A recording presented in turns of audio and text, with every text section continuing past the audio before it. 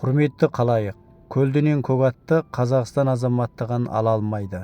Биылғы 2024 жаңа дерек бойынша Қазақстан азаматтығын алу үшін қазақ тілінен, қазақ тарихынан және ата заңнан хабардар болу керек. Ештен кеш жақсы. Бұл заң негізі ертерек іске асу керек еді. Десе де, осы іс айтылған жерінде қалмай, шынайы орындалатын болса, қазақ елінің қауіпсіздігі, ұрпақтың келешегі бәрі өз ретіне келмек. Бұндай қатаң белгілеме ұлты қазақ емес, шетелдіктерге арналғанмен, әлемнің әр бұрышынан келетін қарагөз қандастарымыз үшін түрлі тиімділіктер мен жеңілдіктер арнайы қарастырылған. Қазақ еліне келген әрбір қандасымыз өзінің қазақ екендігін дәлелдей алса, ары қарай мемлекет көздеген райондарға, өлкелерге тезден орналасып, Қазақстан азаматтығын қабылдаумен қатар, сол жергілікті жерде жұмыс, кәсіптену, оқу, денсаулық, тағы басқа түрлі мүмкіндіктерден мемлекет азаматтарымен қатар игіліктене алады. Өткен 2023 жылғы деректі сөйлететін болсақ, Қазақстан азаматтығына 27 мыңға таяу адам қабылданған. Оның көпшілігі қандастар, 20.500-ден асады. Соның ішінде Өзбекстан 13.244, яғни 64%, Қытай 7.686, Түркменстан 1.778, Ресей 1.313, Моңғолия елінен келгендер 802 осы санақты ұстаған. Ал осындай тардай шашыраған қазақтардың ата мекенге оралғандағы қазақ екенін дәлелдей алмауы, азаматтық ала алмауы былтыр түрлі кедергілерге ұшыраған. Биылғы жаңа заң және түрлі тиімділіктер осы қазақ қандастарымыздың көздеген жерлерге орналасып, қазақ азаматтығы алуына мүмкіндіктер жасалады деп отыр. Ал енді 2024 жылғы деректі сөйлетсек, бірінші тоқсанда 2800 этникалық қазақ атажұртпен табысып, қандас мәртебесін алған. Жалпы 1991 жылы қазақ елі тәуелсіздік алғаннан бері 1.131.000 этникалық қазақ оралған. Осы жыл басынан Қазақстанға келген қандастардың жартысы, яғни 49,6% Қытайдан, 31,9% Өзбекстаннан, 6,5% Моңғолиядан, 3,9% Ресейден, 6,8% Түркменстаннан және 1,3% басқа елдерден келген. Ал енді біз журналист бойынша әрбір өлкелерді аралап жүргенде сезгеніміз, Қазақстанның солтүстік аймақтарында қарагөз қазақтардың саны аз. Ол жерде жергілікті кейбір тұрғындар Россияға көшіп кеткен.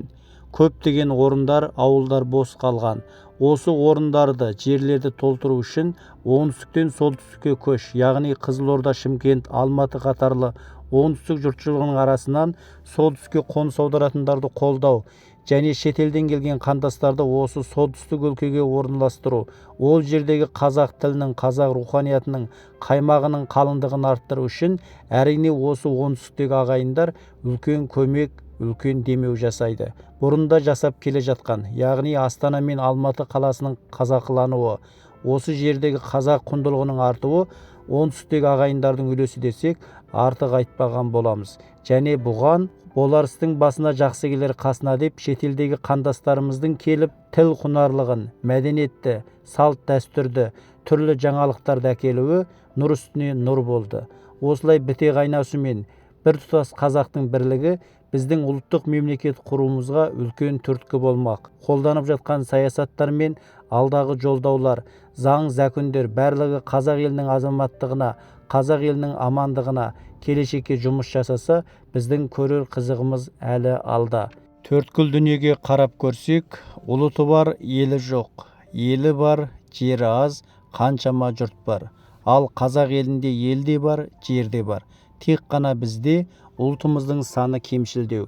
Осындай байтақ даланы қазақ қарагөздерге толтыру ата-бабаларымыздың аманат еді. Ендеше қазақ елін жата кеп жамандай берудің орнына, оның да күнгей тұстарын көбірек айтқанымыз жөн. Ылғи да теріскей жағымызды, көлеңке жағымызды айта берсек, көптің көңіліне тиеді және алға ілгерілеуге тосалқы.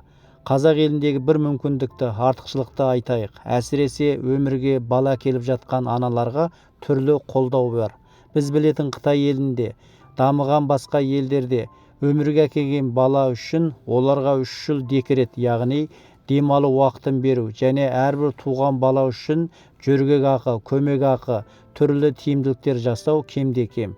Ал қазақ елінде әрбір бала өмірге әкелген үшін ол балаға жөргек ақы, анаға қолдау берілсе, ал көп балалы, яғни 4 баладан асқан отбасыға бала 18-ге толғанға дейін көптеген ақша тиімділіктер беріліп жатыр. Оның саны, ақшаның қаржысы жыл сайын көбеюде.